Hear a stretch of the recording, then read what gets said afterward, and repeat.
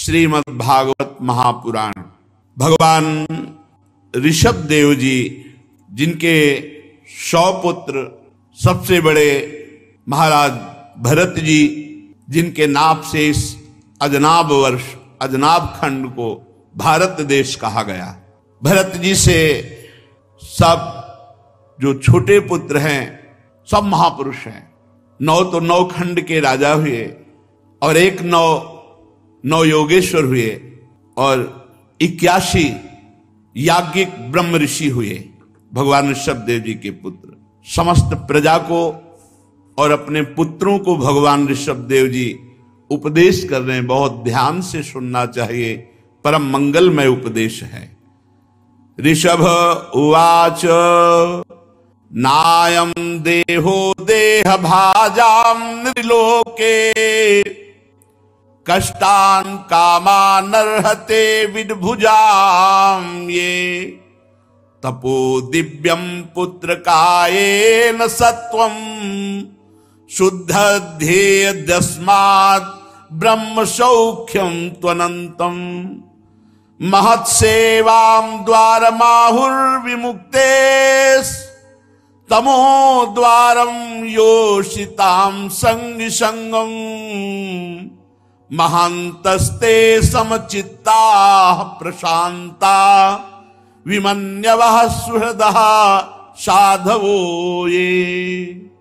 भगवान ऋषभ देव जी ने पुत्रों से कहा, इस मृत लोक में मनुष्य शरीर दुखमय विषय भोग प्राप्त करने के लिए नहीं मिला है। ये विषय भोग तो कुत्ता सुअर आदि को भी प्राप्त है, पक्का समझिए। जैसे आप स्त्री सहवास कर सुख लेते हैं, ऐसे हर पशु पक्षी को सुख प्राप्त होता है। जैसे आप नींद का, भोजन का, ऐसे सबको मिलता है। निद्रा भय आहार मैथुन, ये सबको समान सुख प्राप्त है। ये मर्तलोक में मनुष्य शरीर दुखमय विषय भोग भोगने के लिए नहीं है। ये विषय भोग तो सूकर कुकर को भी प्राप्त है, सुअर कुत्ता को भी प्राप्त है। इस शरीर से दिव्य तप करके परमात्मा प्राप्ति करने के लिए हमको भेजा गया है। तपस्या, तपस्या क्या? काम का वेग, क्रोध का वेग, भूख का वेग, वाणी का वेग, वर्षा, गर्मी, सर्दी, सब कुछ सहना, भजन न छोड़ना किसी भी परिस्थिति में, मान अपमान निंदा स्तुति, सब वेगों को सहना, द्वंद्वों को सहना, यही तपस्या है। तितिक्षा, सहनशील स्वभाव, यही तपस्या है। किसी से कोई शिकवा शिकायत नहीं, जैसी परिस्थिति हम उसमें राजी हैं, हर कष्ट को सह रहे हैं। इस शरीर से दिव्य तप ही करना चाहिए, क्योंकि बिना तपस्या के अंतःकरण पावन नहीं होता। बात समझ लो। बिना तप के श्री हरिवंश प्रसिद्ध धर्म समुझे न अलप तप, समुझो श्री हरिवंश कृपा सेवो धर्मिन जप। सेवक जी महाराज कह रहे हैं, ये निकुंज रस छोटी मोटी तपस्या वाले को प्राप्त नहीं होता, बड़ी तपस्या जिसकी हो। श्री हरिवंश प्रसिद्ध धर्म समुझे न अलप तप, थोड़े तप वाला हरिवंश धर्म को नहीं समझ सकता।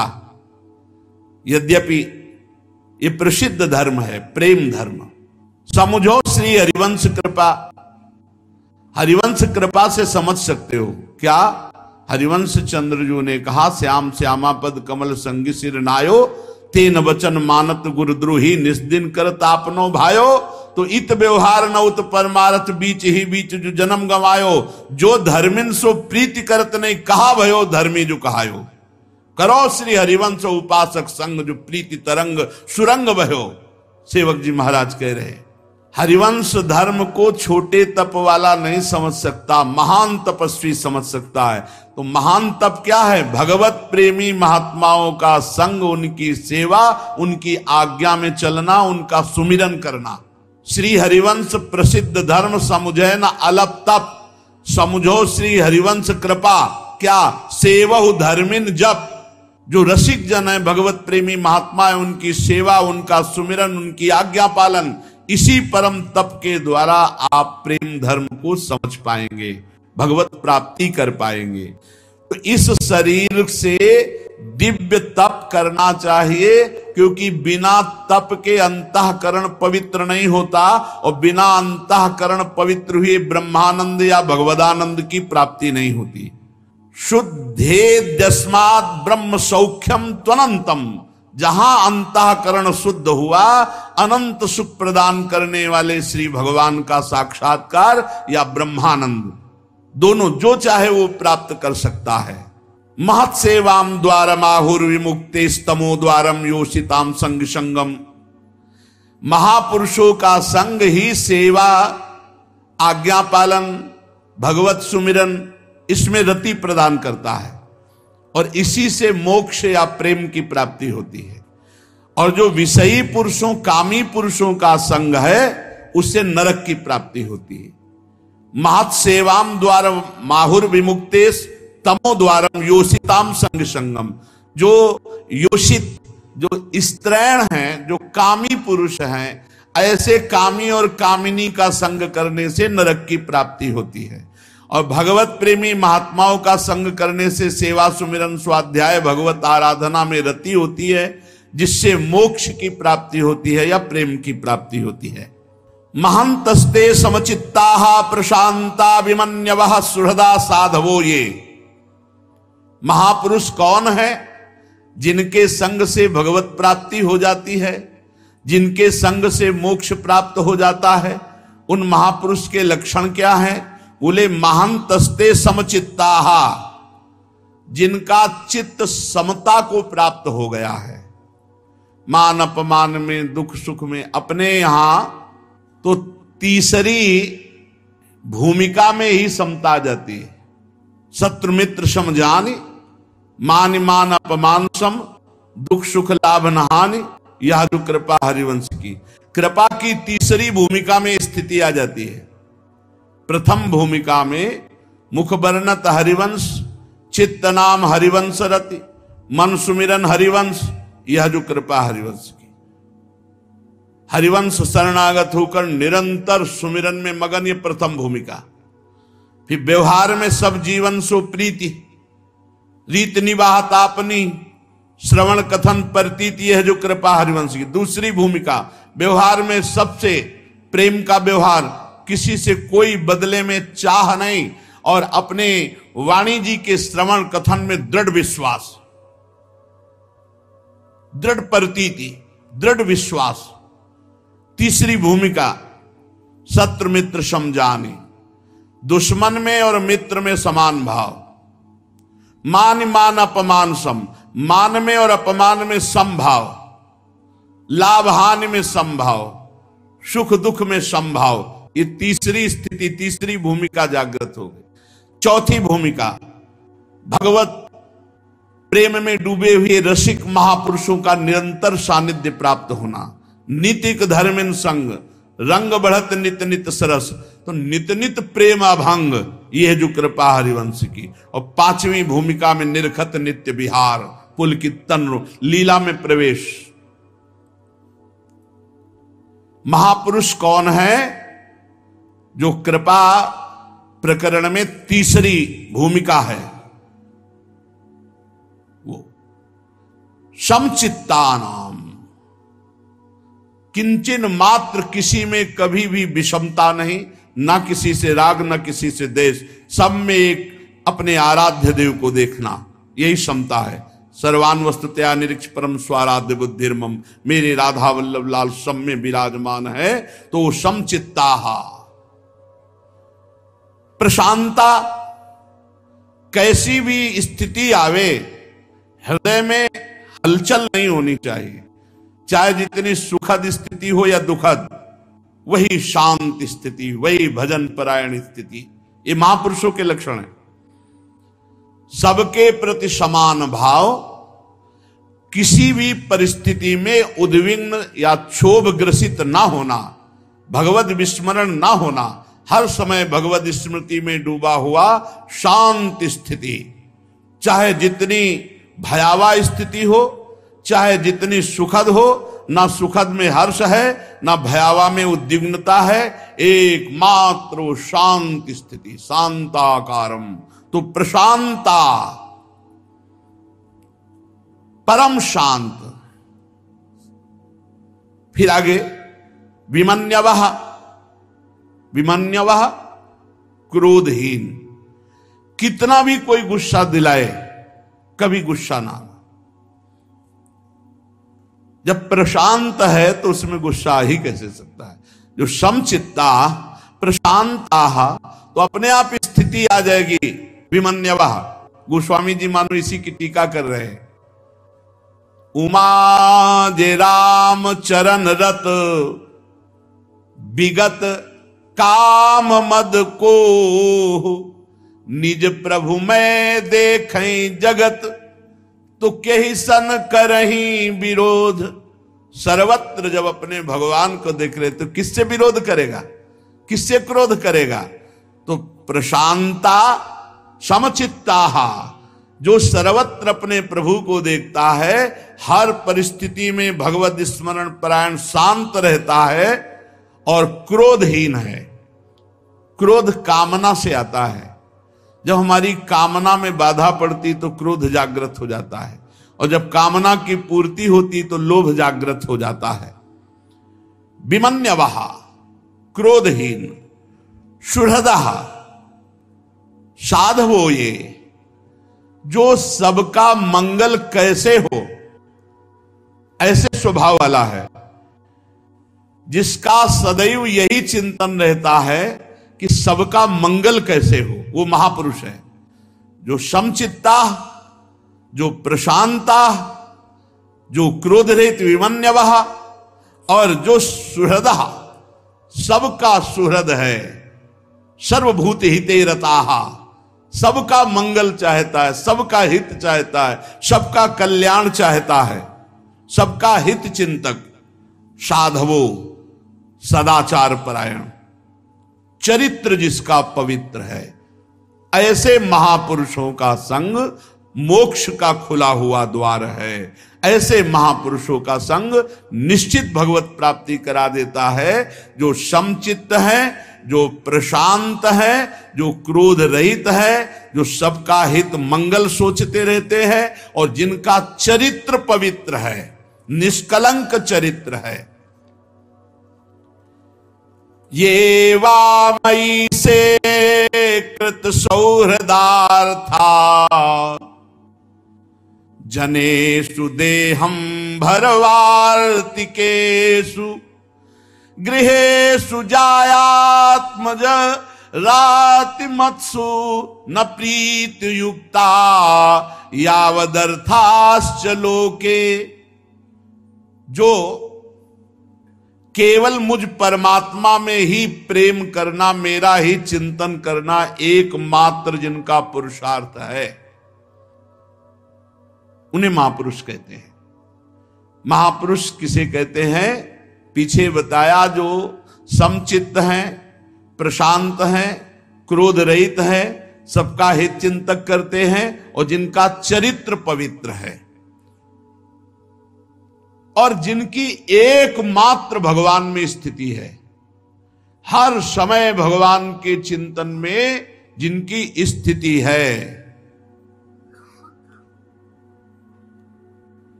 विषयों की ही चर्चा करने वाले लोगों में, स्त्री में आसक्त, पुत्र में आसक्त, धन में आसक्त, और सब सामग्रियों से भरे हुए घरों में जो आसक्त है, ऐसे लोगों का संग नरकगामी बनाता है। और जो एकमात्र भगवान में आसक्त है, वही भगवत प्राप्ति करा सकते हैं। ऐसे ही महापुरुषों का संग करना चाहिए। अगर ऐसे महापुरुष गृहस्थ हुए, गृहस्थ में भी, तो वो विषय चर्चा करने वाले स्वभाव वाले नहीं होंगे, वो स्त्री पुत्र धन आदि में आसक्त नहीं होंगे, वो भोग संपन्न घरों में अरुचि मानने वाले होंगे, वो केवल शरीर निर्वाह के लिए धर्म पूर्वक कर्म में प्रवृत्त होते हैं, उनकी कोई फलाकांक्षा, कोई कामना नहीं होती। गृहेषु जायात्म जराति मत्सु न प्रीति युक्ता यावदर्थाश्च लोके। न उनकी स्त्री में आसक्ति है, न पुत्र में, न धन में, न घर में, न परिवार में। फिर भी वो घर परिवार में रहते हुए धर्म पूर्वक आचरण करते हैं, फल की आकांक्षा रहित स्थिति। नूनम प्रमत्तः कुरुते विकर्म यदीन्द्रिय प्रीतया प्रणोति न साधु मन्ये यत आत्मनोय मसन्नपि क्लेशदयास देहा। ये जो मनुष्य भगवत प्रेमी महात्माओं का संग नहीं करते, उनकी बुद्धि कुमति हो जाती है। उसे होती सबके अंदर दो बुद्धि होती है, कुमति और सुमति। पर जब हम साधु संग करेंगे तो कुमति को दबाकर नष्ट करके सुमति जागृत हो जाती है, और जब हम संसारिक पुरुष का संग करेंगे तो सुमति को दबाकर कुमति बढ़ जाती है। तो जब कुमति बढ़ जाती है कुसंग से, तो मनुष्य प्रमादवश, प्रमाद कहते हैं ना करने योग्य कार्य को करना और करने योग्य कार्य को ना करना, प्रमादवश वो कुकर्म करने लगता है। और जब उसकी कुकर्म में प्रवृत्ति होती है, शास्त्र विरुद्ध पापाचरण को कुकर्म कहते हैं, उसकी ये प्रवृत्ति इंद्रियों के तृप्त करने के लिए होती है। पर तृप्ति जब कुछ हो तब ना हो, तृप्ति होती नहीं। अब वो पाप पे पाप कर्म करता चला जाता है। भगवान ऋषभ देव जी कहते हैं, पुत्रो मैं इसे अच्छा नहीं समझता, क्योंकि आत्मा को ये असत दुखदायक बंधन इन्हीं कर्मों से प्राप्त हुआ है। इस शरीर को मैं मान करके इंद्रियों को तृप्त करने के लिए शास्त्र विरुद्ध कुकर्म पापाचरण करने से जीव की दुर्गति हो जाती है। जब जीव को आत्म तत्व की जिज्ञासा नहीं होती,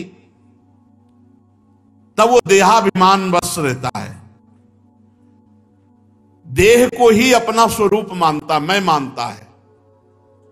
और देह को जब तक मैं मानता है, तब तक वो लौकिक कर्मों में और विषयों में फंसा रहता है। बिल्कुल सीधी बात है। और उसके मन में कर्म की वासनाओं की बाढ़ रहती है। ये कर लिया, वो कर लेंगे, ये भोग लिया, वो भोग लेंगे, ऐसा इतना जमा कर लिया, इतना हो जाए, इतना, और मर गया, और सब ऐसे ही पड़ा रहा।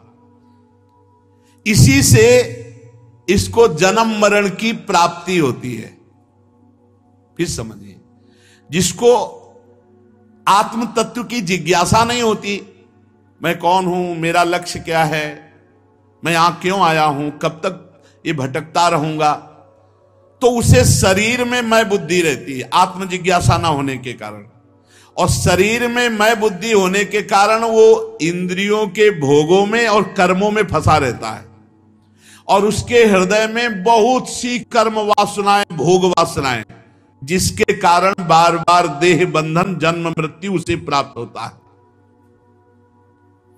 इस प्रकार अज्ञान अविद्या के द्वारा अपने आत्म स्वरूप के ढक जाने से कर्म वासनाओं के वशीभूत हुआ चित्त वो कर्मों में ही घूमता रहता है। जब तक मुझ परमात्मा में, मुझ भगवान में निरंतर चिंतन करके प्रीति नहीं होगी, तब तक ये देह बंधन छूट नहीं सकता। एवं मनः कर्मवशं प्रयुंक्ते अविद्यात्मन्युपधीयमाने प्रीतिर्न यावन्मयि वासुदेवे न मुच्यते देह योगेन तावत्। इस अविद्या के द्वारा, अज्ञान के द्वारा, आत्मज्ञान ना होने पर उसे ये महसूस होता है मैं स्त्री हूं, मैं पुरुष हूं, और इसी से कर्म वासनाओं से उसका चित्त भटकता रहता है। जब तक मुझ वासुदेव भगवान में प्रीति नहीं होगी, तब तक ये आवागमन का बंधन नहीं छूटेगा। ये जीव पागलों की तरह चेष्टा किए जा रहा है, ये पता नहीं हर चेष्टा का फल है तुम्हें भोगना पड़ेगा, बस किए जा रहा है।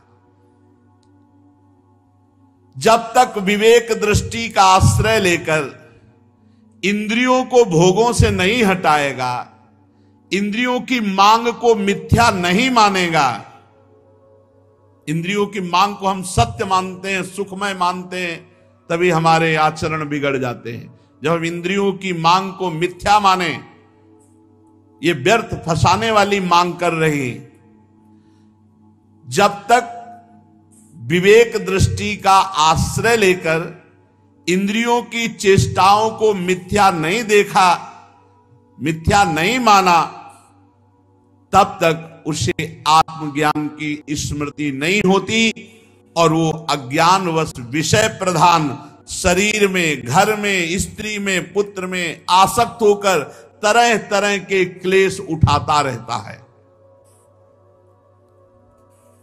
वैसे ही भगवान की माया का बड़ा विचित्र बंधन है। फिर स्त्री और पुरुष, इनका जो दाम्पत्य सुख बंधन है, ये तो बहुत ही विचित्र है।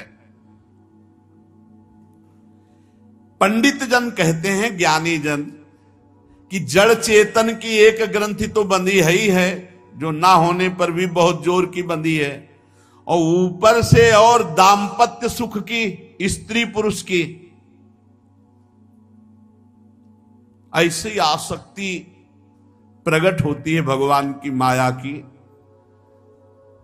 उसको पता नहीं मिनट का, वो वादा करते हैं, बोले 7 जन्म तक हमारा आपका, फिर कहते 7 जन्म नहीं, जन्म जन्म तक, मतलब पूरा काल, पूरा सिस्टम इनके अधीन हो गया, पूरा सिस्टम अधीन है। वो कह रहे कि हम आप तुम्हारा साथ नहीं छोड़ेंगे, 1 जन्म नहीं और 7 जन्म तक, और 7 जन्म नहीं, जन्म जन्म तक हम तुम्हारा निर्वाह करें। मतलब इतना बड़ा वो महापुरुष हो गया कि पूरे सिस्टम को रोक करके जन्म जन्म उसी के साथ रहेगा। एक जगह साथ रह सकते हो, दोनों मिलकर भजन करो और भगवान का चिंतन करते हुए दोनों शरीर छोड़ो तो एक ही जगह पहुंच जाओगे, तो एक ही जगह पहुंच जाओगे। ये दाम्पत्य भाव, ये स्त्री पुरुष की आसक्ति बड़ा अभेद्य बंधन, अभेद्य बंधन। देहाभिमान रूपी एक एक सूक्ष्म ग्रंथि तो पहले से ही है।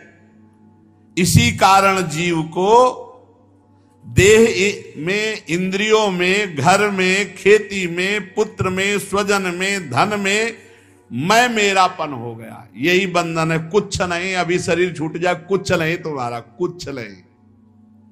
जिस समय भगवान का विस्मरण करके जीव देह में आसक्त हो जाता है, तो घर में आसक्त, खेत में आसक्त, पुत्र में आसक्त, स्वजन में आसक्त, धन में आसक्त, ऐसी आसक्तियां पैदा होती है मैं मेरे की। भगवत प्राप्ति की तो बात जाने दो।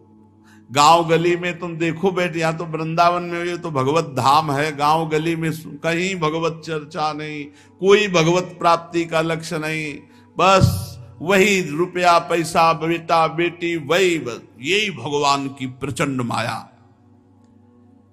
जिस समय सत्संग मिलता है तब ये ग्रंथियां ढीली होने लगती हैं, तब ग्रंथियां ढीली, जब सत्संग मिलता, अगर तभी कहा गया है कि सुत दाराधन लक्ष्मी पापियों के घर होए, संत समागम हरि कथा तुलसी दुर्लभ दोए, तब ये हृदय ग्रंथि ढीली होती है।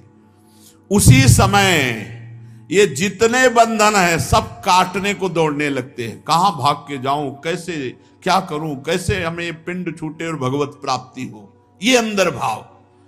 संसार के भूत ये अहंकार को त्याग कर जो भगवान के भजन में लग गया, वही चतुर सुजान है, वही मुक्त हो जाता है, वही परम पद प्राप्त करता है। हंसे गुरौ मयि भक्त्यानुवृत्त्या वितृष्णया द्वंद्व तितिक्षया च सर्वत्र जंतुर्व्यसनावगत्या जिज्ञासया तपसेहा निवृत्त्या। इस संसार सागर से जो पार कराने में कुशल हैं, धैर्यवान हैं, जो उद्यम परायण है, ऐसे संतों का संग करना चाहिए। संसार सागर से पार कराने में कुशल, कौन सा अनुष्ठान, कौन सी सेवा, कौन सा पाठ, कौन सा भजन, ऐसे चलो ऐसे चलो। ऐसे महापुरुष को अपनी आत्मा गुरु स्वरूप से वर्ण करना चाहिए। हंसे गुरु मई भक्त्यानुवृत्त्या, सबके आत्मस्वरूप भगवान ही गुरुदेव हैं, गुरुदेव ही भगवान हैं। जो संसार सागर से पार करने में कुशल, धैर्यवान, उद्यम, ऐसे सबके आत्मस्वरूप गुरु स्वरूप से वर्ण करे। भगवत प्राप्ति के लिए गुरुदेव का वर्ण करना बहुत सोच समझ के, किसी के प्रवचन सुनकर प्रभावित होकर गुरु नहीं बनाना चाहिए। बहुत समय तक इंतजार करना चाहिए, मिलना जुलना, दर्शन, संभाषण, और जब ये लगने लगे कि ये मेरे भगवान हैं, बस जब गुरु बना ले फिर दोष दर्शन न करे, फिर वह अपने दुर्गति का कारण उपस्थित ना करे, द्रोह ना करे। सहसा किसी को गुरु बनावे नहीं, और गुरु बनावे तो गुरु और भगवान, भगवान और गुरु में तनिक भी भेद नहीं, तो वहां दोष दर्शन की संभावना ही नहीं।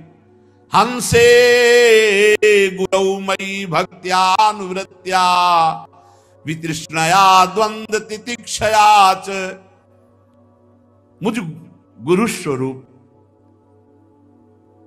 में सदैव भक्ति भाव, भक्त्यानुवृत्त्या, एक एक वृत्ति श्री सदगुरु स्वरूप भगवान में अर्पित करनी चाहिए, उनकी आज्ञा में। सोने से जागने तक, जागने से सोने तक प्रत्येक चेष्टाएं गुरु आज्ञा में होनी चाहिए।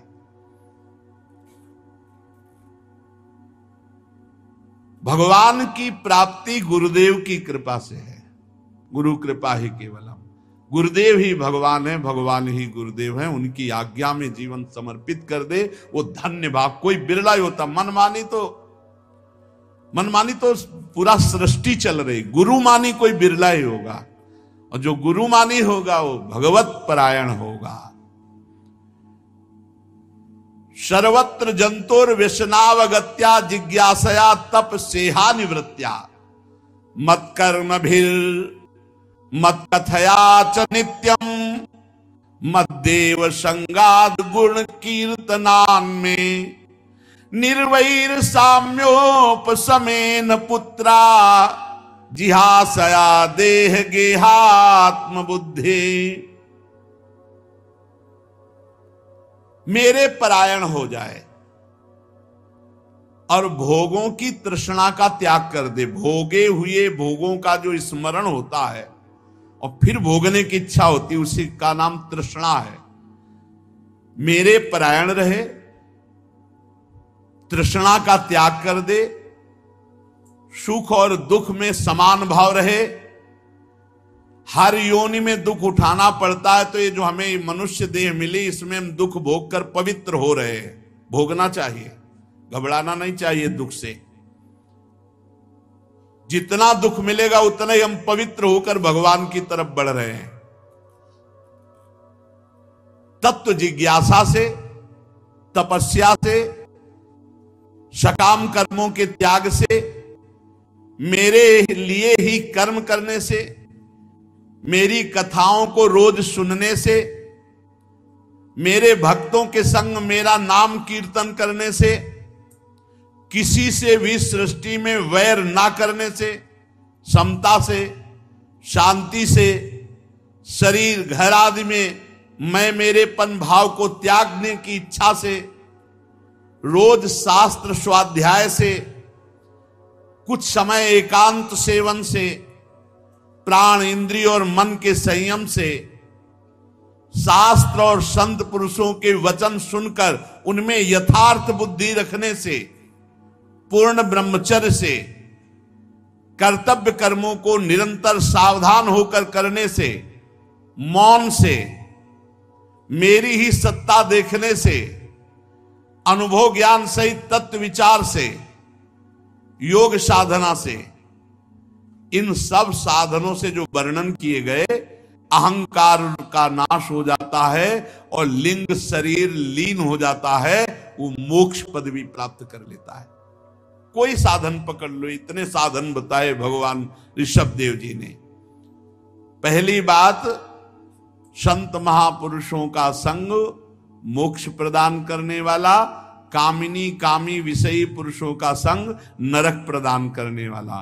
कैसे संत महापुरुष होते हैं? तो बोले समचित्त, प्रशांत, क्रोध रहित, सबका कल्याण चाहने वाले और सदाचार परायण अर्थात पावन चरित्र। ऐसे संतों का जब संग किया जाता है तो हमारे हृदय में भागवतिक साधन उदय हो जाते हैं। हम सदगुरुदेव का वर्ण करें, आत्मस्वरूप सदगुरुदेव, मेरी आत्मा सदगुरुदेव भगवान, सदगुरुदेव भगवान मेरी आत्मा है। और अनन्य भाव से उनकी भक्ति करने से, भगवान के परायण से, भोगे हुए भोगों का त्याग करने से, सुख दुख में समान भाव, हर योनि में दुख भोगना है तो मनुष्य योनि में दुख भोग करके भगवान को प्राप्त कर लेंगे, अन्य योनियों में जाना ही नहीं पड़ेगा। इस विचार से, तत्व जिज्ञासा से, तपस्या से, सकाम कर्म के त्याग से, भगवान के लिए ही कर्म करने से, भगवान की रोज कथाएं सुनने से, भक्तों के संग नाम कीर्तन करने से, बैर त्याग से, समता से, शांति से, शरीर घर आदि में मैं मेरेपन के भाव का त्याग करने से, अध्यात्म शास्त्रों का स्वाध्याय करने से, कुछ समय एकांत सेवन का स्वभाव बनाने से, प्राण इंद्रिय और मन के संयम से, संत पुरुषों के वचन पर बिल्कुल सत्य बुद्धि रखने से, पूर्ण ब्रह्मचर्य से, मौन से, सर्वत्र भगवान की सत्ता देखने से, ये योग साधना से अहंकार नष्ट हो जाता है, लिंग शरीर लीन हो जाता है और वो परम पद का अधिकारी होता है। मनुष्य को चाहिए सावधान रहकर अविद्या के द्वारा बंधे हुए हृदय ग्रंथि को गुरुजनों के उपदेश से, शास्त्र ज्ञान से काट डालो, इसी जन्म में काट डालो। क्या हृदय ग्रंथि है? मैं स्त्री हूं, मैं पुरुष हूं। वैसे मैं अविनाशी चैतन्य परमात्मा का अंश हूं, पर अज्ञान के कारण मैं अपने को स्त्री पुरुष मान रहा हूं। ये हृदय में ग्रंथि जो पड़ गई है, इसे गुरुदेव के द्वारा दी हुई उपासना से काट डालो, शास्त्र के वचनों का मनन करके इसे मिटा दो। मैं ना स्त्री हूं ना पुरुष हूं, मैं भगवान का अंश, भगवत स्वरूप हूं। क्योंकि यही ग्रंथि, जड़ चेतन ग्रंथि, इसी में सारे कर्म करने का उत्साह, कर्म संस्कार, वासनाएं, भोग वासनाएं इसी में रहती, इसी में। अहंकार रूपी, देहाभिमान रूपी महल में एक कर्म रहते, कर्म संस्कार रहते हैं, भोग वासनाएं रहती, यही। और जब देहाभिमान नष्ट हो जाए तो सब साधनों को छोड़ दे। अब कर्ता भाव भी गया साधन का। अब जो हो रहा है वो गुणानुगुण वर्तनते और वो अपने स्वरूप में है। जिसको मेरे लोक की इच्छा हो,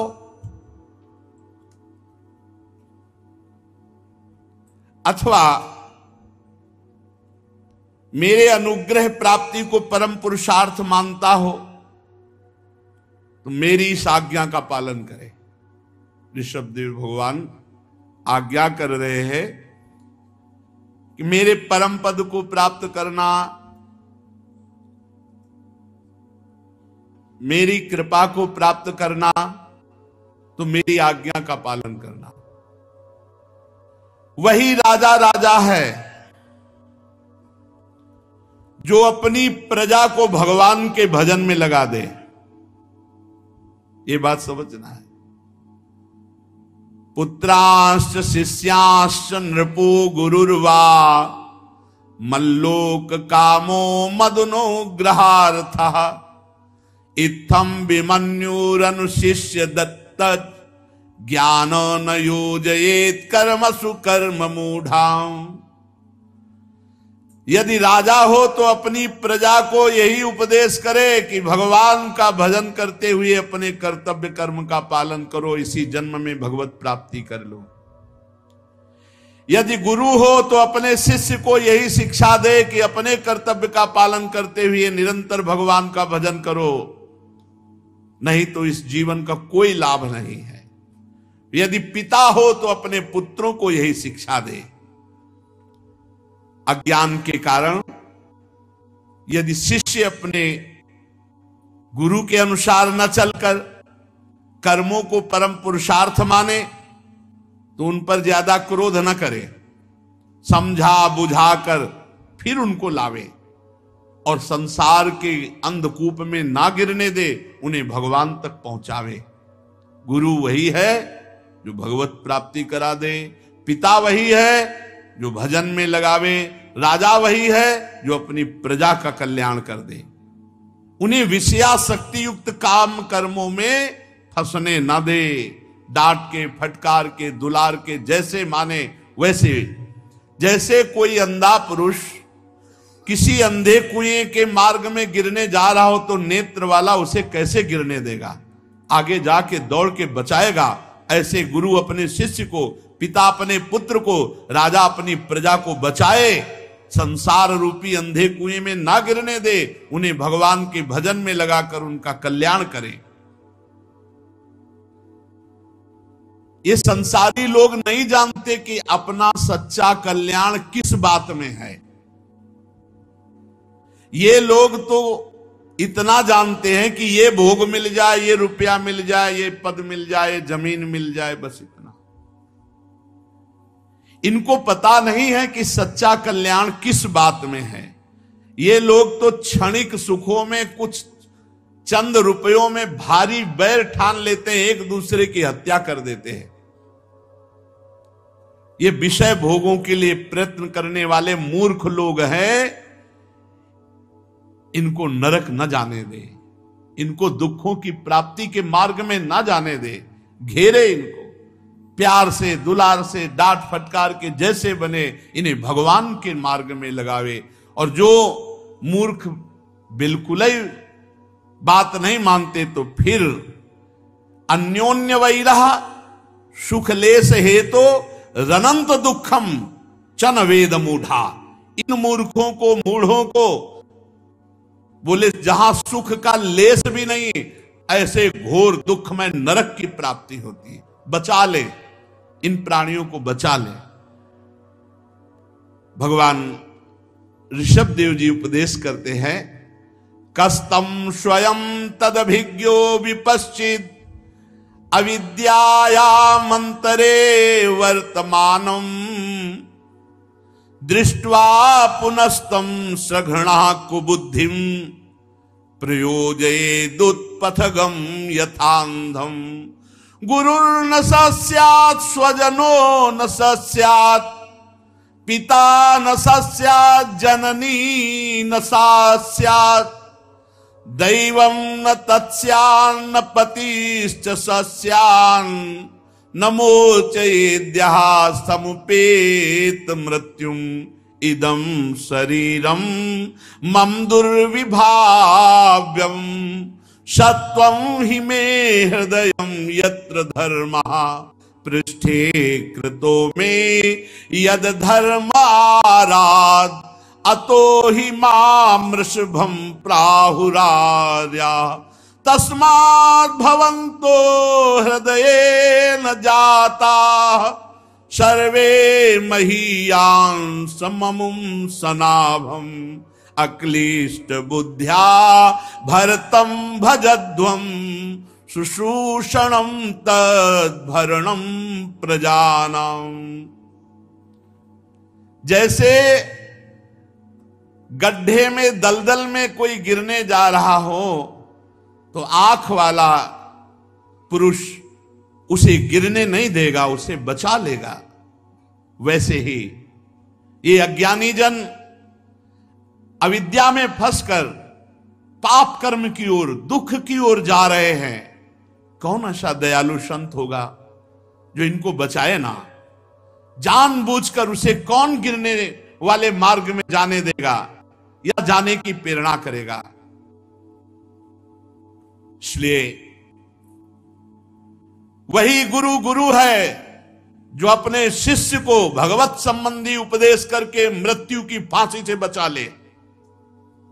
वही स्वजन स्वजन है जो अपने स्वजन को भगवान के भजन में लगा दे। वही पिता पिता है जो अपने पुत्र को भगवान के भजन में लगा दे। वही माता माता है जो अपने पुत्र को भगवान के भजन में लगा दे। वही देव देव है जो परम देव प्रभु में लगा दे। वही पति पति है जो अपनी पत्नी को भगवान के भजन में लगा दे। अगर नहीं तो गुरु गुरु नहीं, वो स्वजन स्वजन नहीं, वो पिता पिता नहीं, वो माता माता नहीं, वो देव देव नहीं, वो पति पति नहीं। मैंने जो ये अवतार धारण किया है ये बुद्धिगम्य नहीं है, ये बुद्धि से अतीत है। शुद्ध सत्व ही मेरा हृदय है। मैं सदैव परम धर्म में स्थित हूं। मैंने अधर्म को बहुत पीछे ढकेल दिया, इसीलिए मुझे ऋषभ कहते हैं, महान बलशाली। पुत्रों, तुम सब मेरे अंश हो। ये अपने 100 पुत्रों को ही नहीं कह रहे, हम सब उन्हीं के पुत्र हैं। पुत्रों, तुम सब मेरे अंश से प्रकट हुए हो। ममई वांशो, गीता में भगवान श्री कृष्ण। मानो ना हम गृहस्थ हैं, हम स्त्री हैं, हम पुरुष हैं, ये वो पापाचरण करके दुर्गति। ममई वांशो, तुम मेरा अंश भगवान के हैं। यहां भगवान ऋषभ जी कह रहे हैं तुम मेरे अंश हो, मेरे से प्रकट हुए हो। इसलिए ईर्ष्या मत्सर छोड़ो, महाभागवतों की सेवा करो। पुत्रों, तुमसे सबसे बड़े जो भरत हैं ये महाभागवत है, इनकी सेवा करो, इनकी आज्ञा में रहो। यही तुम्हारा प्रजापालन कार्य भी करेंगे। अन्य सब भूतों की अपेक्षा वृक्ष श्रेष्ठ है। 84 लाख योनियों में अन्य सब योनियों की अपेक्षा वृक्ष श्रेष्ठ है। वृक्ष में भी चलने वाले जीव श्रेष्ठ है, उनमें भी कीटादि श्रेष्ठ है, कीटादि से भी पशु श्रेष्ठ है, पशुओं में फिर मनुष्य श्रेष्ठ, मनुष्यों में भी प्रमथ गण श्रेष्ठ, प्रमथों में भी गंधर्व श्रेष्ठ, गंधर्वों में भी सिद्ध श्रेष्ठ, सिद्धों में भी देवता श्रेष्ठ, देवताओं में किन्नर श्रेष्ठ, उनसे असुर, असुर से जो आदि देवता, उन देवताओं से इंद्र देवता, इंद्र देवता से ब्रह्मा जी। ऐसे ब्रह्मा जी के पुत्र दक्ष प्रजापति आदि सर्वश्रेष्ठ पद पर जो ब्रह्मा जी, भगवान शंकर और भगवत प्रेमी महात्मा मुझसे भी श्रेष्ठ है। भगवान ने बात कही। मेरे पूज्य कौन? बोले ब्रह्म ऋषि, भगवत प्रेमी महात्मा। सब भूतों में वृक्ष श्रेष्ठ, उनमें चलने वाले जीव श्रेष्ठ, उसमें कीटादि श्रेष्ठ, उसमें पशु श्रेष्ठ, पशुओं से भी मनुष्य श्रेष्ठ, मनुष्यों से प्रमथ गण, प्रमथों से गंधर्व, गंधर्व से सिद्ध, सिद्धों से देवता, देवता के अनुयायी किन्नर आदि असुर, असुरों से फिर श्रेष्ठ देवता जो आदि देवता, आदि देवताओं से इंद्र देवता, इंद्र देवता से दक्ष प्रजापति आदि, ब्रह्मा जी, ब्रह्मा जी से भगवान शंकर, भगवान शंकर से भी श्री हरि। परंतु मेरे से श्रेष्ठ है भगवत प्रेमी महात्मा जन, जो ब्रह्म ऋषि जन है, क्योंकि मैं उनको अपना पूज्य मानता हूं। इसलिए इन ब्रह्म ऋषियों से बढ़कर के त्रिभुवन में कोई नहीं है, इन महाभागवतों से बढ़कर त्रिभुवन में कोई नहीं है। इसीलिए मैं सबसे ज्यादा प्रसन्न होता हूं जब ब्रह्म ऋषि संत वैष्णवों के मुख में अच्छे अच्छे पदार्थ पवाए जाते हैं। जैसा मैं वैसे प्रसन्न होता हूं, वैसा अग्निहोत्र और यज्ञों से प्रसन्न नहीं होता। भगवान बहुत सुंदर बात कह रहे हैं, अपनी प्रजा को, अपने पुत्रों को उपदेश कर रहे। और मेरे से श्रेष्ठ वैष्णव संत जन, भगवत प्रेमी ब्रह्म ऋषि जन, तो जो अच्छे अच्छे पदार्थ भोग बना करके संतों को, वैष्णवजनों को, ब्रह्म ऋषियों को पवाया जाता है, भगवान कहते हैं उससे मैं बहुत जल्दी प्रसन्न होता हूं। मैं वैसा भोग अग्निहोत्र या यज्ञ में वैसा तृप्त नहीं होता जैसा भक्तों के मुख से तृप्त होता हूं। जिन्होंने इस लोक में अध्ययन आदि के द्वारा मेरी वेद रूपात सुंदर पुरातन मूर्ति को धारण कर रखा, जो हर समय शम दम सत्य दया तपस्या तितिक्षा ज्ञान आदि गुणों से संपन्न है, भजन परायण है, उन ब्रह्म ऋषियों से बढ़कर त्रिभुवन में कोई नहीं है। मैं ब्रह्मादि श्रेष्ठ, ये सब स्वर्ग मोक्ष देने में सामर्थ्य, किंतु मेरे अकिंचन भक्त ऐसे निष्प्रिय होते हैं कि वो मुझसे भी कुछ नहीं चाहते। राज्य आदि वस्तुओं की तो बात क्या, वे स्वर्ग मोक्ष कुछ नहीं चाहते। इसलिए इन भक्तों से बढ़कर के कोई नहीं।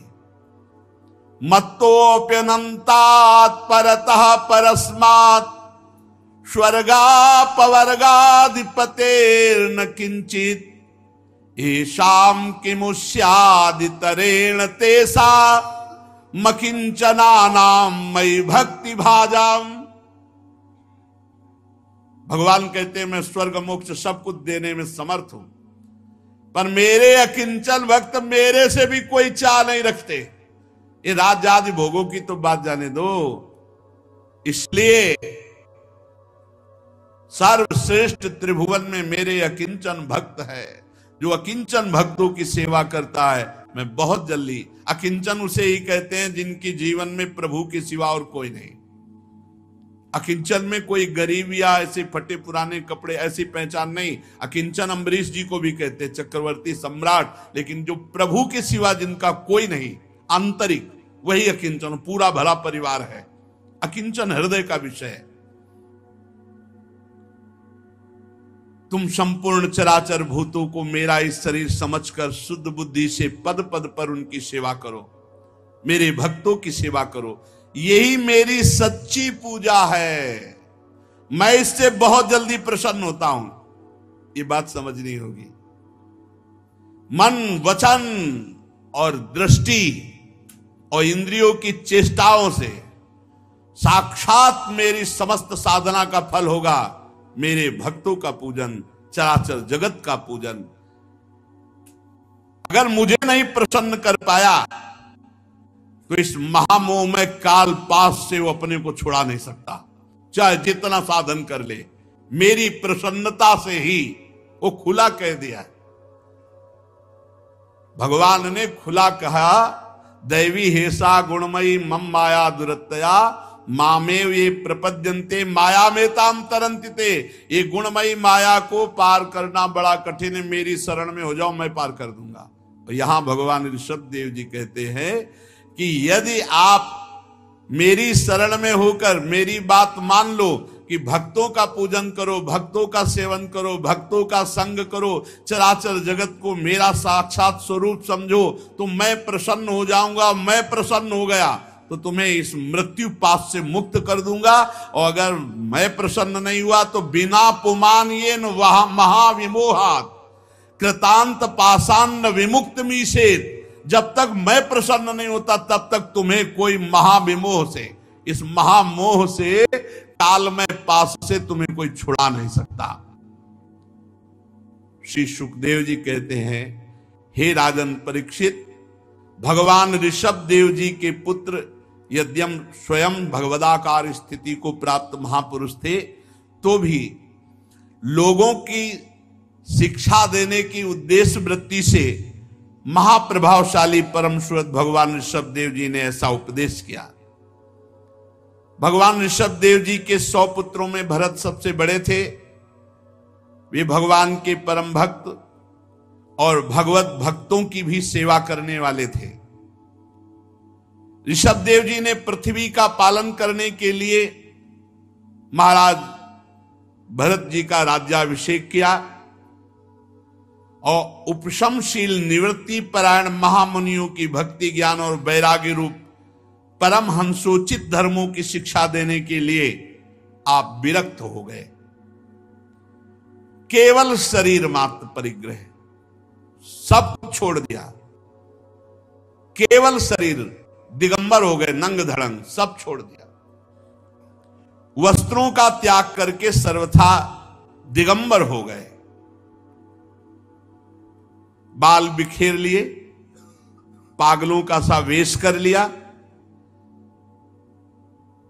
और अपने में स्थित अग्निहोत्र की अग्नियों को लीन करके परम सन्यासी हो गए और ब्रह्मावर्त देश से पागलों जैसा बाल बिखेर लेना, दिगंबर होकर के मौन, ब्रह्मावर्त देश से बाहर निकल गए।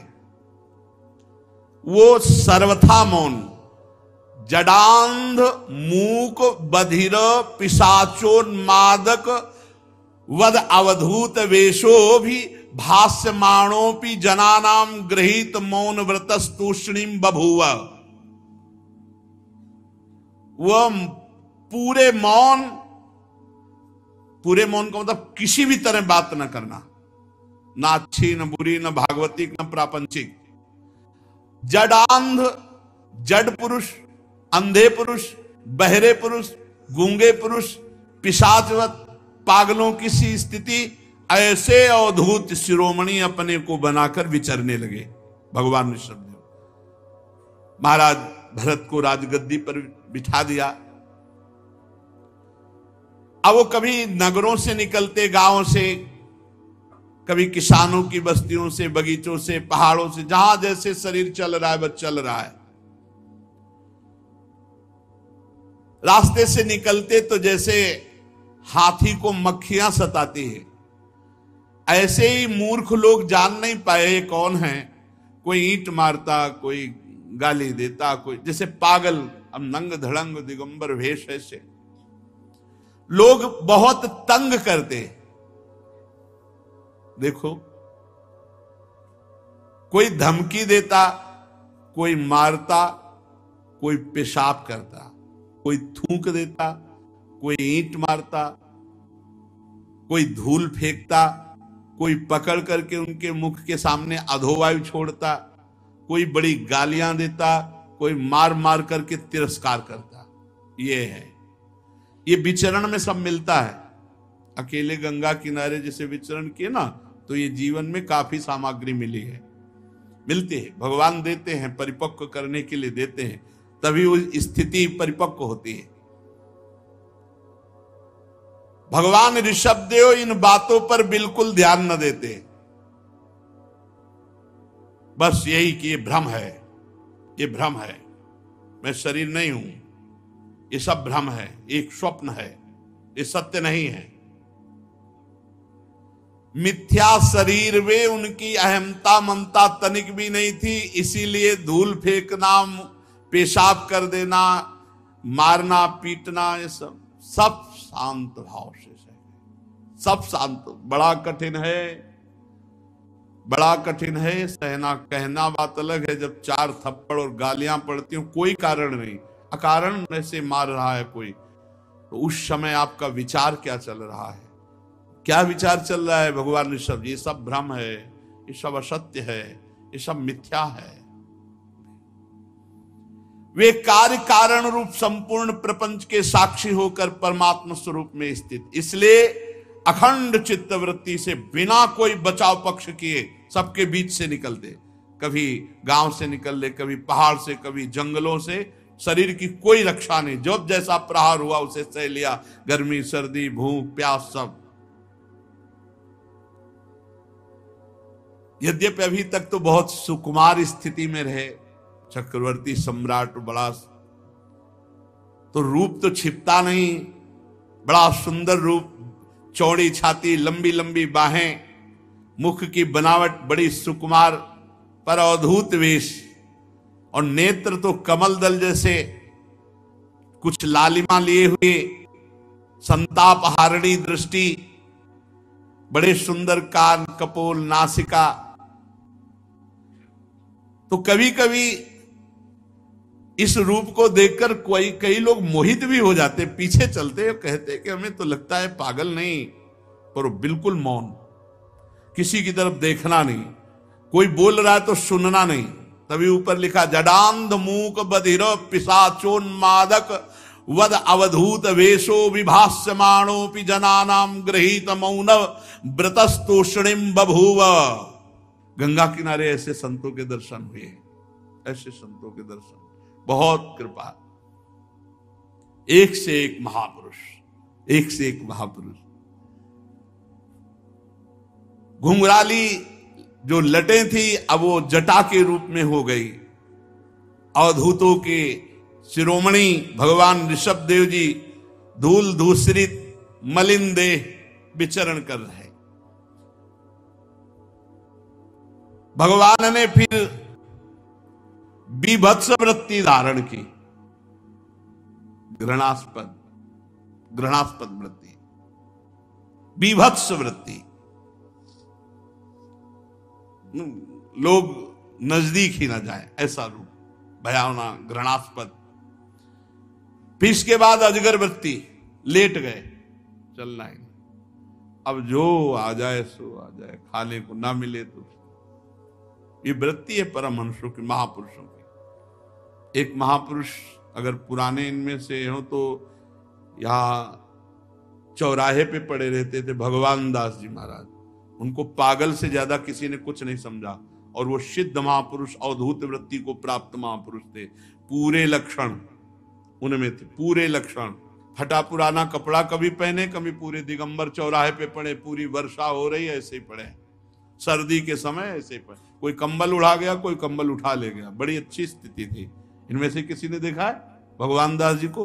पागल से ज्यादा उनको कोई नहीं समझता था, और ये सिद्ध, पर बिल्कुल सिद्ध बात के सिद्ध महापुरुष थे। एक पहली बार जब हम संन्यास वेश में थे तो इनको देखा, चूंकि काशी और गंगा किनारे पर आया तो हमारे मन में आया कि लक्षणों से तो पूरे लग रहे हैं कि ये अवधूत महापुरुष हैं।